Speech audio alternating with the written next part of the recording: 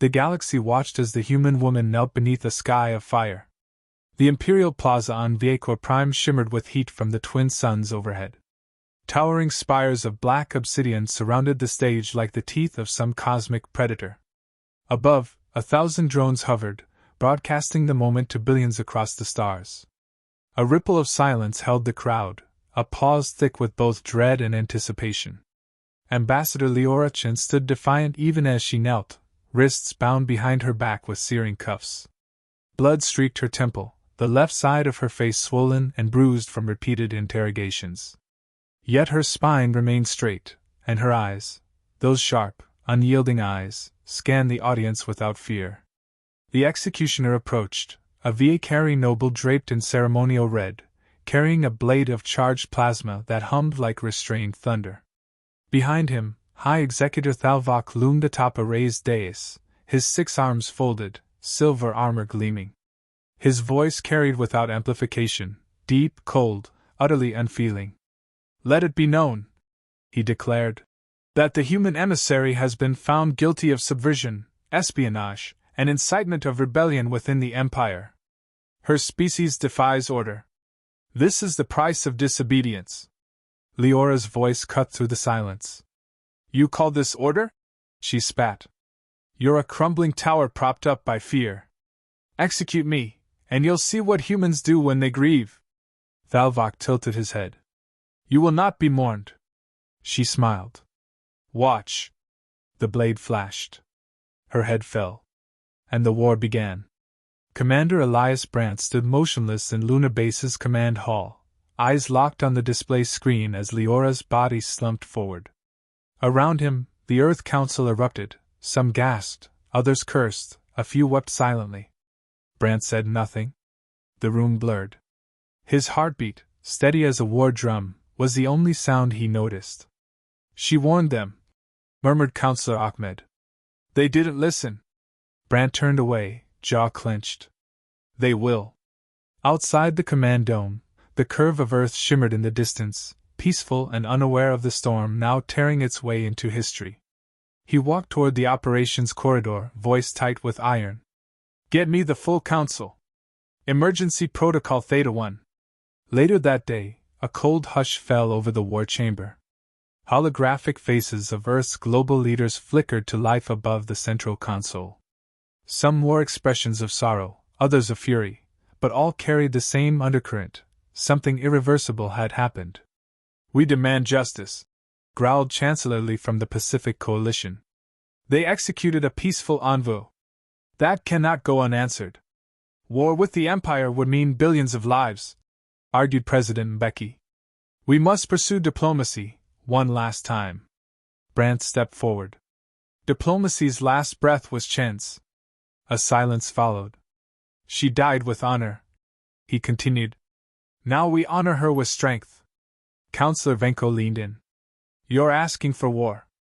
I'm asking to finish what they started." A vote passed. Narrowly.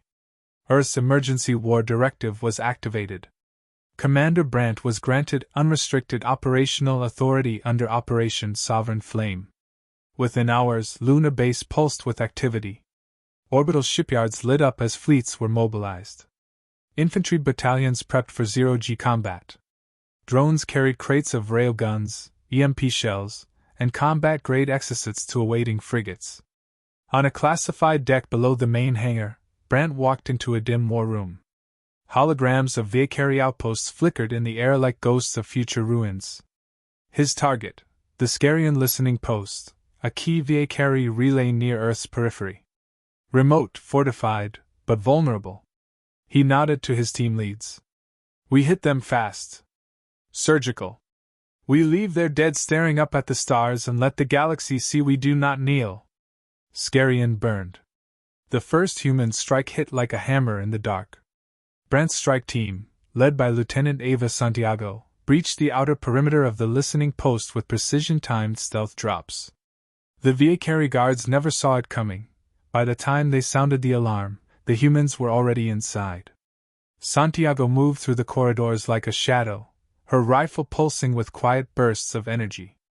Behind her, A small pack of cybernetic warhounds silently dispatched stragglers.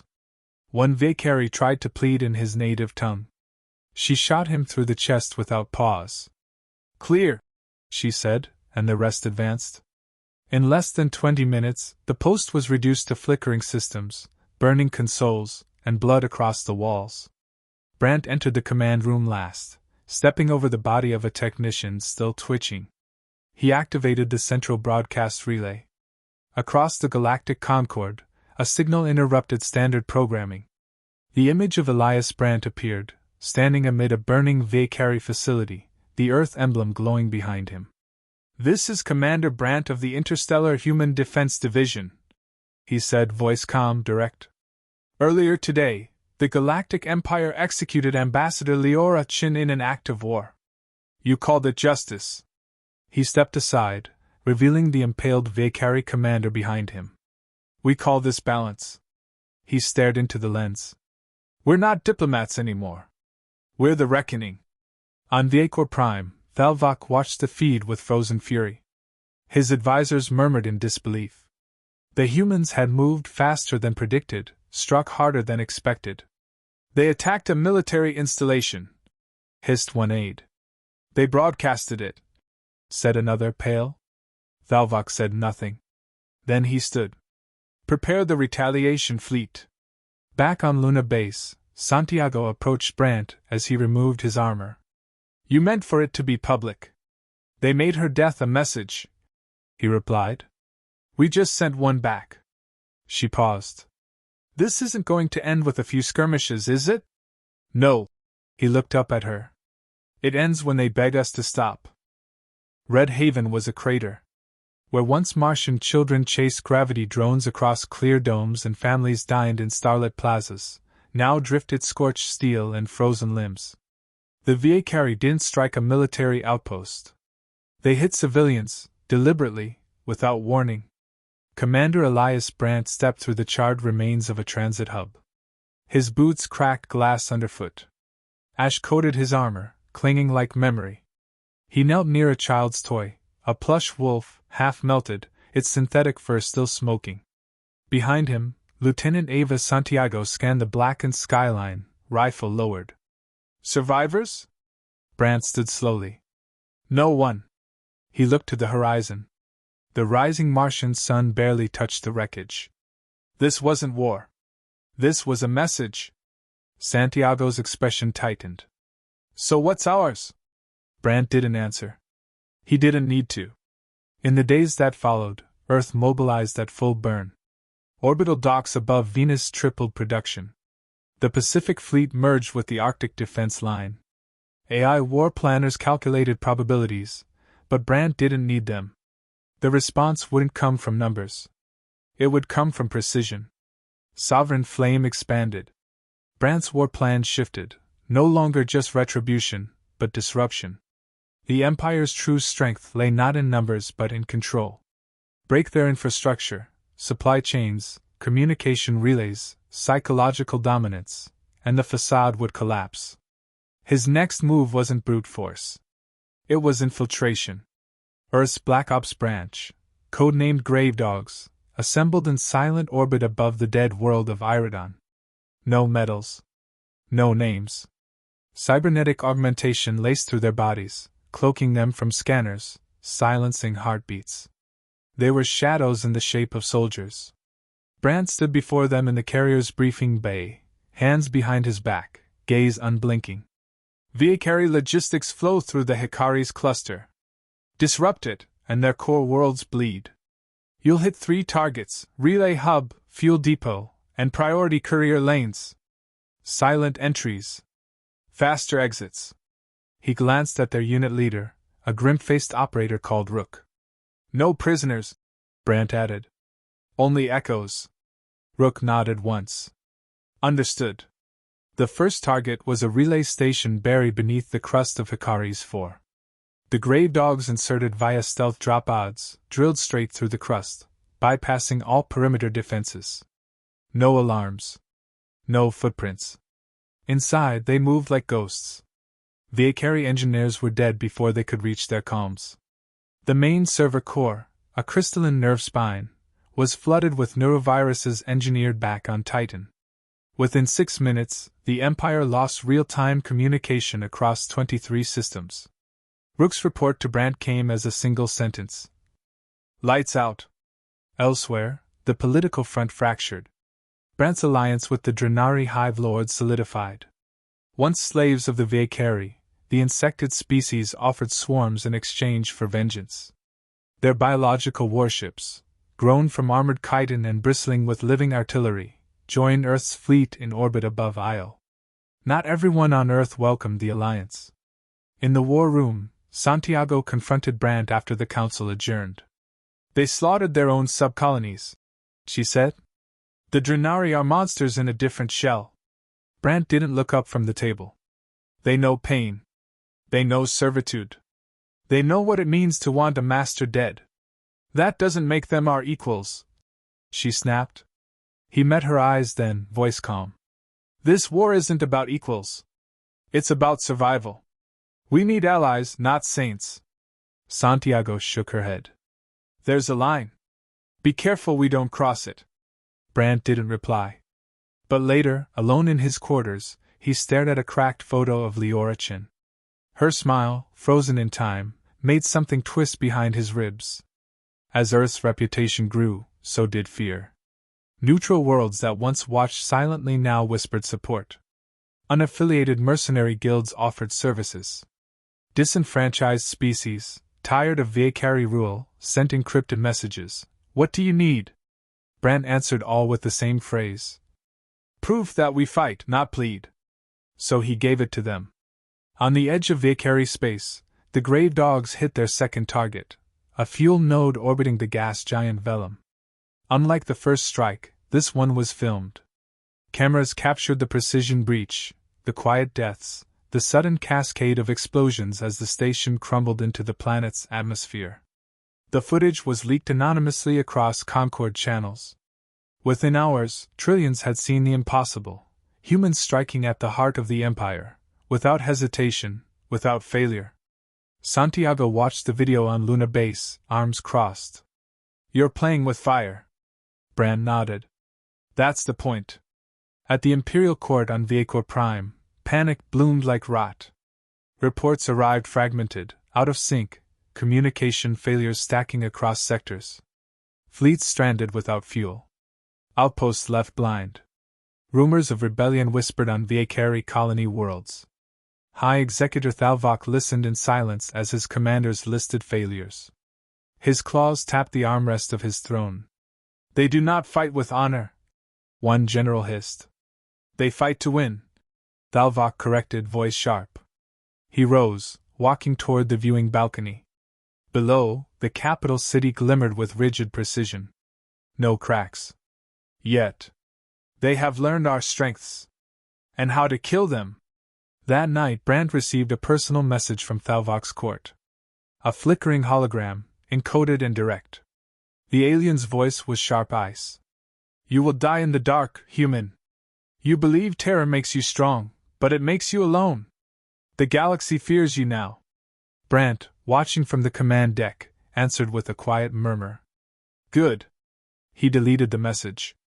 Elsewhere, the third Gravedog strike was already in motion, targeting elite Valkyrie couriers, those who carried encrypted biological memory cores between military posts. Their transports, fast and heavily guarded, had never been intercepted. Until now. One by one, their ships vanished in deep space. Earth never claimed responsibility. But every time a transport failed to arrive, a fragment of Leora Chen's execution footage was uploaded to Valkyrie military networks. Brandt stood before the Earth Council once more. Behind him, maps displayed a half-dozen shattered Empire nodes. Around the table, leaders from allied worlds watched, some silent, others stunned. This is not escalation, he said. This is exposure. For centuries, they ruled through fear. We're showing the galaxy they bleed like everyone else. One alien representative leaned forward, mandibles clicking. You are becoming what they fear. Brandt's voice was firm. No. We're becoming what they deserve. As the session ended, Santiago caught up with him outside the chamber. She walked beside him for a moment, then spoke without turning. Righteous fury doesn't last forever. Brandt didn't break stride. It only needs to last until they fall. The fleet hung in the void like a storm waiting to break. From the asteroid field on the edge of the Viacor system, nearly 600 vessels floated in silence. Human dreadnoughts, Drenari swarm carriers, mercenary war cruisers, all painted in different colors, all flying one symbol, Earth's sovereign seal burned into their hulls. In the command bridge of ISV Valor, Commander Elias Brandt stood before the war table. The hollow image of Viacor Prime rotated slowly, its shield grid marked in crimson, orbital defense rings in pulsing amber, surface strongholds in solid black. He looked to Santiago. We hit every nerve at once. No time to regroup. No time to adapt. She nodded, voice low. If we miss a beat, they'll dig in. Brandt turned to the fleet-wide channel. His voice, clear and calm, echoed into every Allied bridge. This isn't conquest. It's closure. Strike hard. Strike fast. For Liaurachin. For Red Haven. For every world that burned under their boots. We finish it today. He cut the calm. The assault began with a sacrifice. Vindicator, Earth's oldest dreadnought, charged ahead, its AI core overriding safety protocols, driving the vessel directly into the planetary shield's weak point. Anti-orbital beams lit it up, carving its hull, but the ship didn't veer. Just before contact, the captain's voice broadcasted a single word.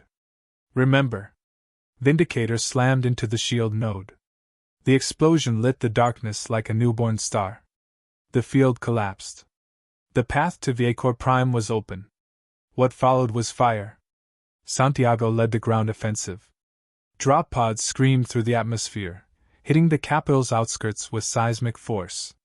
Human marines poured out in full exoarmor, backed by Drenari ground beasts, towering creatures covered in organic plating, shrieking as they tore into fortified barricades. Resistance was brutal.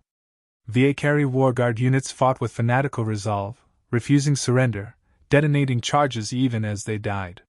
Human squads pushed forward street by street.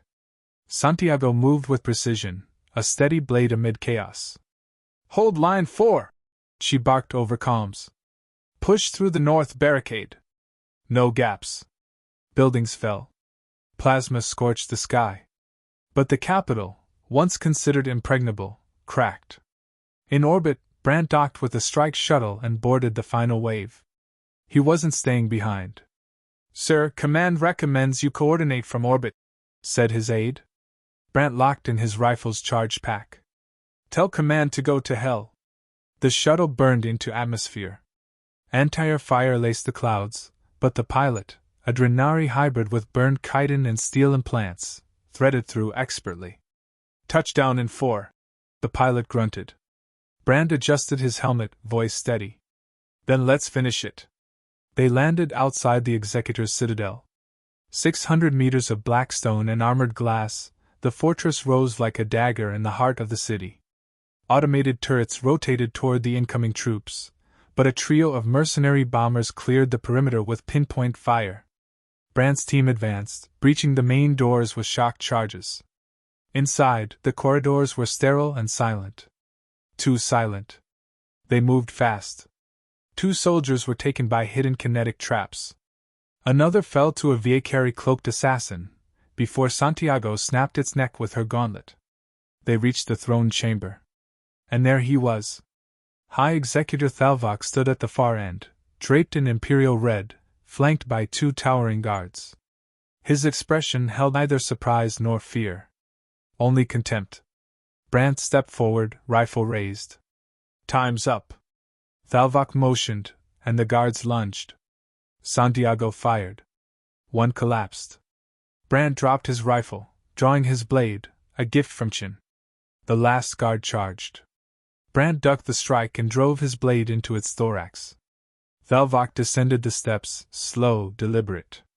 You came all this way to die. Brandt didn't move. No. I came to make sure you do. They clashed. Thalvok struck with 4 arms, a blur of motion and precision. Brand countered, agile, focused. The room shook with every blow. Brand caught a strike to the ribs, rolled back, and drove forward, slicing into the executor's shoulder. Black blood sprayed. Thalvok snarled, fist slamming into Brand's chest plate. "Your kind are insects," he growled. "You build fire and think you're gods." Brand headbutted him. "Funny," he said, panting. "We came here to drown one." He fainted low, then drove the blade into Thalvok's gut. The executor staggered, eyes wide. Brand pulled the ceremonial plasma dagger, the same model used to execute Shin, and ignited it. He raised it high. "For Leora!" The blade came down. Across the galaxy, a broadcast interrupted every Valkyrie-controlled channel. The High Executor, bleeding and broken, was shown kneeling before Commander Brand. A single sentence followed. "The Empire has fallen. You are free." In the days that followed, everything changed. The Valkyrie military fractured. Commanders defected or fled. Colonies rose in revolt. Species once chained under the Empire tore down statues, burned flags, hunted collaborators. 1,000 years of domination unraveled in a week. Humanity did not take the throne.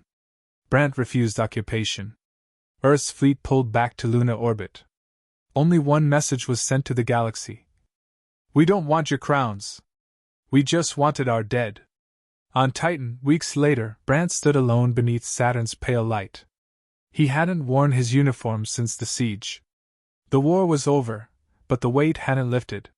He stared out across the ice flats, wind hissing around him. Santiago approached, quiet. "Thought I'd find you here." He didn't look at her. "Did they finish the monument?" "Yesterday," she said. "Chen's name leads the list." They stood in silence. "We won," she said finally. Brand nodded. "But did we change anything?" He looked down. "We ended them. That's enough for now." Santiago watched him. "You going to stay here?" He didn't answer. A secure comm unit on his hip buzzed once. Brand glanced at the message.